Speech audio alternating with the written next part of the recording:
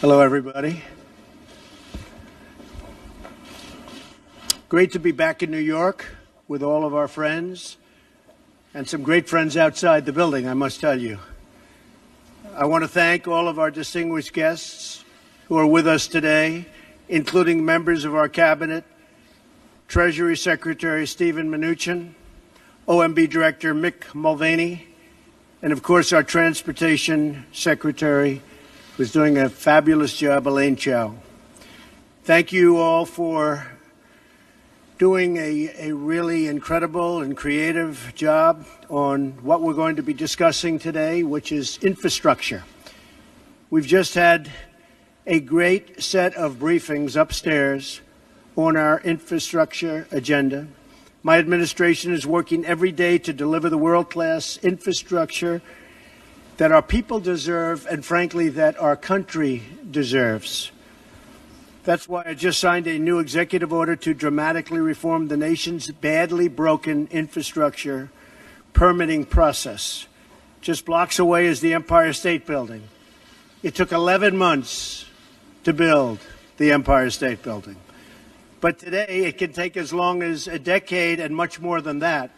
Many stories where it takes 20 and 25 years just to get approvals to start construction of a fairly routine highway. Highway builders must get up to 16 different approvals involving 9 different federal agencies governed by 29 different statutes. One agency alone can stall a project for many years and even decades. Not only does this cost our economy billions of dollars, but it also denies our citizens the safe and modern infrastructure they deserve. This over-regulated permitting process is a massive, self-inflicted wound on our country. It's disgraceful. Denying our people much-needed investments in their community, and I just want to show you this because it was just shown me, and I think I'm going to show it to the media. Both real and fake media, by the way. This is what it takes to get something approved today. Elaine, you see that? So this is what it takes. Permitting process flowchart. That's a flowchart. So that can go out to 20 years. This shows about 10. But that could go out to about 20 years to get something approved. This is for a highway. I've seen a highway recently in a certain state. I won't mention its name. It's 17 years. I could have built it for $4 or $5 million without the permitting process. It cost hundreds of millions of dollars, but it took 17 years to get it approved and many pages of environmental impact studies. This is what we will bring it down to. This is less than 2 years. This is going to happen quickly. That's what I'm signing today. This will be less than 2 years for a highway. So it's going to be quick. It's going to be a very streamlined process. And by the way, if it doesn't meet environmental safeguards, we're not going to approve it. Very simple. We're not going to approve it. So this is just, maybe this one will say, let's throw the other one away. Would anybody like it from the media? Would anybody like that long, beautiful chart? You can have it. So my executive order also requires agencies to work together efficiently by requiring one lead agency for each major infrastructure project. It also holds agencies accountable if they fail to streamline their review process. So each agency is accountable. We're going to get infrastructure built quickly, inexpensively, relatively speaking, and the permitting process will go very quickly. No longer will we tolerate one job-killing delay after another. No longer will we accept a broken system that benefits consultants and lobbyists at the expense of hardworking Americans. Now, I knew the process very well, probably better than anybody. I had to get permits for this building and many of the buildings I built, all of the buildings I built in Manhattan and many other places. And I will tell you that the consultants are rich people. They go around making it very difficult. They lobby Congress. They lobby state governments, city governments to make it very difficult so that you have to hire consultants and that you have to take years and pay them a fortune. So we're streamlining the process, and we won't be having so much of that anymore. No longer will we allow the infrastructure of our magnificent country to crumble and decay. While protecting the environment, we will build gleaming new roads, bridges, railways, waterways, tunnels, and highways. We will rebuild our country with American workers, American iron, American aluminum, American steel. We will create millions of new jobs and make millions of American dreams come true. Our infrastructure will again be the best in the world. We used to have the greatest infrastructure anywhere in the world. And today we're like a third world country. We are literally like a third world country. Our infrastructure will again be the best. And we will restore the pride in our communities, our nation. And all over the United States, we'll be proud again.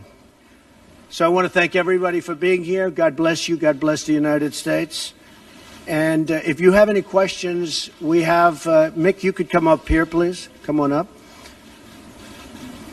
Mick Mulvaney. If you have any questions, please feel free to ask. Why do you think these CEOs are leaving your manufacturing council? Because they're not taking their job seriously as it pertains to this country. We want jobs, manufacturing in this country. If you look at some of those people that you're talking about, they're outside of the country. They're having a lot of their product made outside. If you look at Merck as an example, take a look where, take a look at where their product is made. It's made outside of our country. We want products made in the country. Now, I have to tell you, some of the folks that will leave, they're leaving out of embarrassment because they make their products outside. And I've been lecturing them, including the gentleman that you're referring to, about you have to bring it back to this country. You can't do it necessarily in Ireland and all of these other places. You have to bring this work back to this country. That's what I want. I want manufacturing to be back into the United States so that American workers can benefit. Let me ask you, why did you wait so long for last neo-Nazi? I didn't wait long. I didn't wait long. I didn't wait long. I wanted to make sure, unlike most politicians, that what I said was correct, not make a quick statement. The statement I made on Saturday, the first statement, was a fine statement. But you don't make statements that direct unless you know the fact. It takes a little while to get the facts. You still don't know the facts.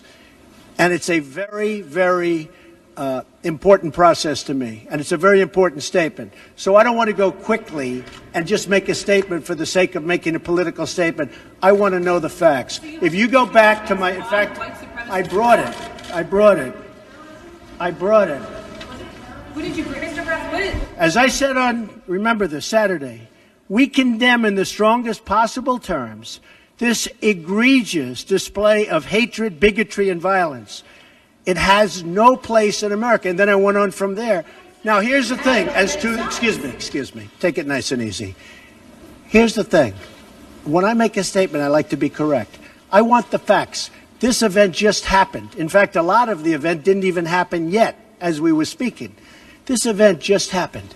Before I make a statement, I need the facts. So I don't want to rush into a statement. So making the statement when I made it was excellent. In fact, the young woman, who I hear is a fantastic young woman, and it was on NBC, her mother wrote me and said through, I guess, Twitter, social media, the nicest things, and I very much appreciated that. I hear she was a fine, really actually an incredible young woman.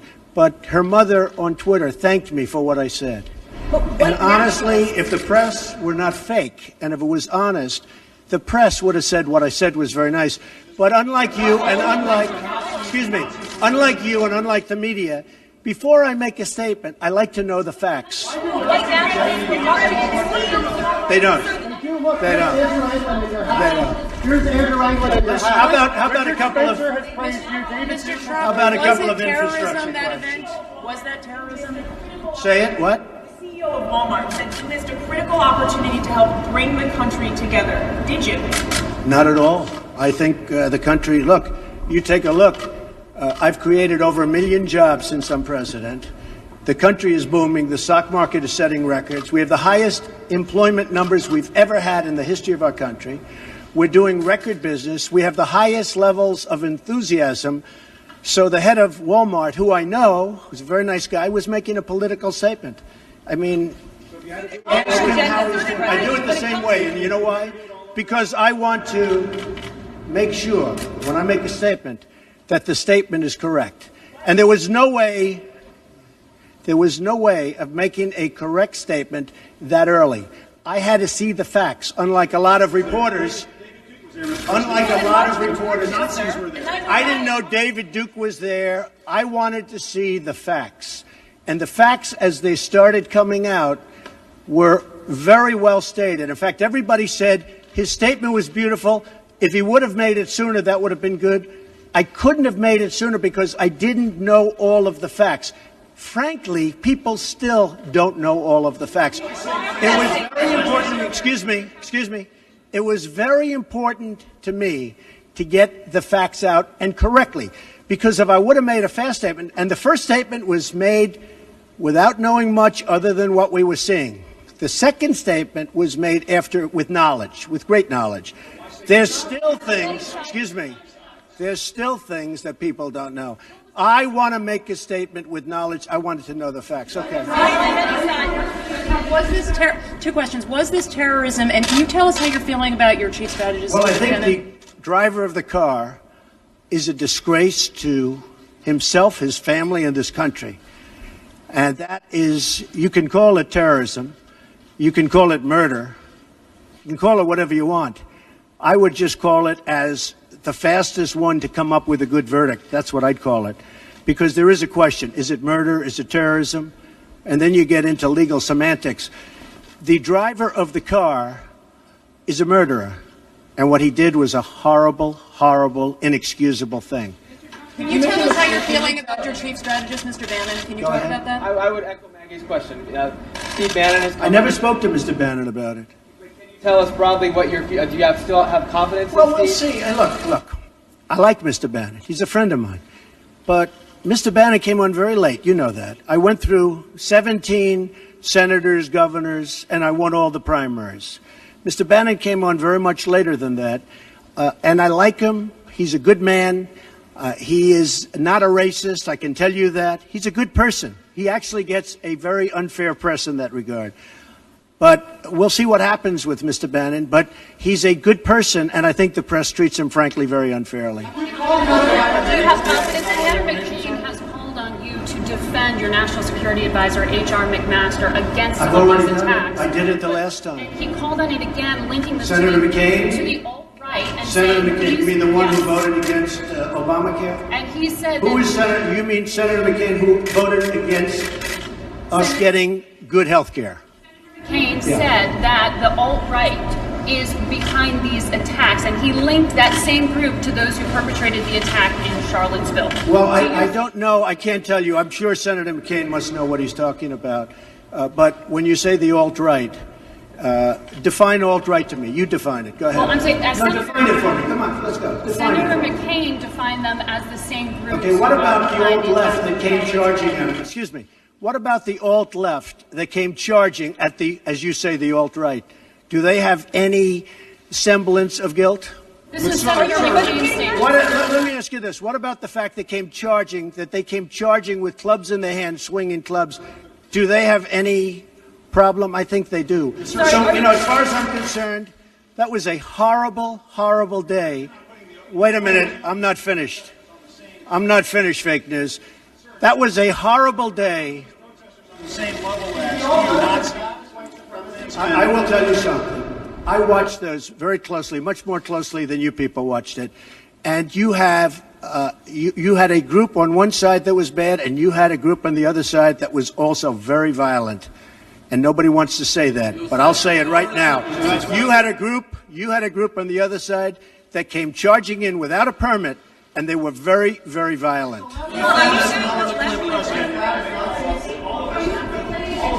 Go ahead. Do you think that what you call the alt-left is the same as neo-Nazis? Those people, all of those people, excuse me, I've condemned neo-Nazis. I've condemned many different groups, but not all of those people were neo-Nazis, believe me. Not all of those people were white supremacists by any stretch. Those people were also there because they wanted to protest the taking down of a statue, Robert E. Lee. So, excuse me, and you take a look at some of the groups and you see, and you know it if you were honest reporters, which in many cases you're not, but many of those people were there to protest the taking down of the statue of Robert E. Lee. So, this week it's Robert E. Lee. I noticed that Stonewall Jackson's coming down. I wonder, is it George Washington next week, and is it Thomas Jefferson the week after? You know, you really do have to ask yourself, where does it stop? But they were there to protest, excuse me, you take a look the night before, they were there to protest the taking down of the statue of Robert E. Lee. Infrastructure question, go ahead. Should statues of Robert E. Lee stay up?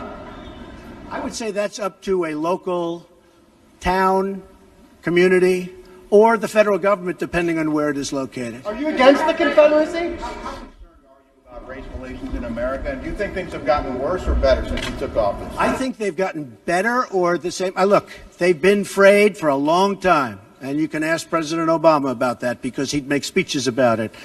But I believe that the fact that I brought in, it will be soon, millions of jobs. You see where companies are moving back into our country. I think that's going to have a tremendous positive impact on race relations. We have companies coming back into our country. We have 2 car companies that just announced. We have Foxconn in Wisconsin just announced. We have many companies, I say, pouring back into the country. I think that's going to have a huge positive impact on race relations. You know why? It's jobs. What people want now, they want jobs. They want great jobs with good pay. And when they have that, you watch how race relations will be.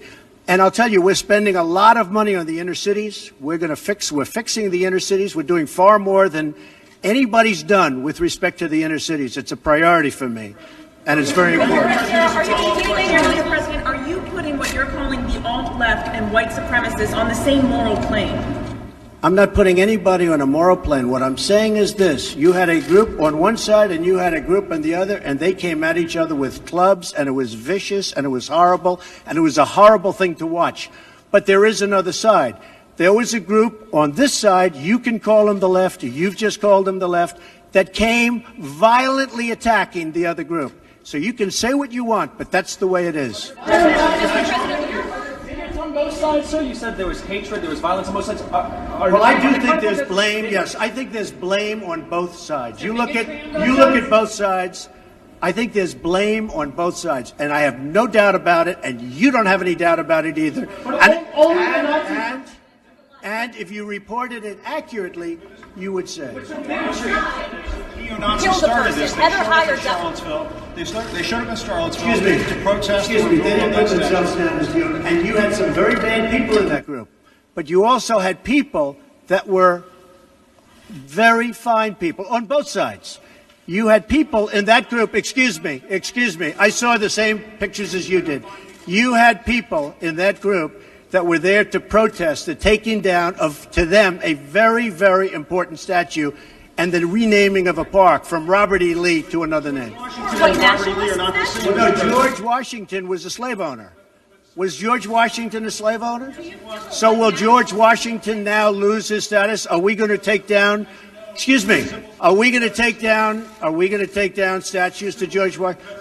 How about Thomas Jefferson? What do you think of Thomas Jefferson? You like him? Okay, good. Are we going to take down the statue? Because he was a major slave owner.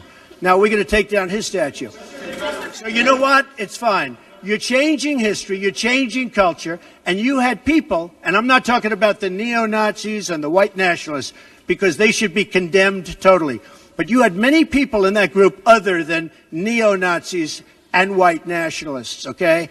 And the press has treated them absolutely unfairly. Now, in the other group also, you had some fine people, but you also had troublemakers, and you see them come with the black outfits and with the helmets and with the baseball bats. You had a lot of bad people in the other group too. Treated unfairly, sir. I'm sorry, I just didn't understand what you were saying. You were saying the press has treated white nationalists unfairly? No, I just didn't understand what you were saying. No. There were people in that rally, and I looked the night before. If you look, there were people protesting very quietly the taking down of the statue of Robert E. Lee. I'm sure in that group there were some bad ones. The following day it looked like they had some rough, bad people, neo-Nazis, white nationalists, whatever you want to call them.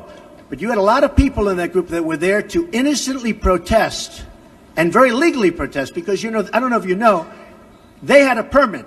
The other group didn't have a permit. So I only tell you this. There are two sides to a story. I thought what took place was a horrible moment for our country, a horrible moment. But there are two sides to the country. Does anybody have a final? Does anybody have? You have an infrastructure. What makes you think you can get an infrastructure bill? You didn't get health care. Well, you know, I'll tell you. We came very close with health care. Unfortunately, John McCain decided to vote against it at the last minute. You'll have to ask John McCain why he did that. But we came very close to health care. We will end up getting health care.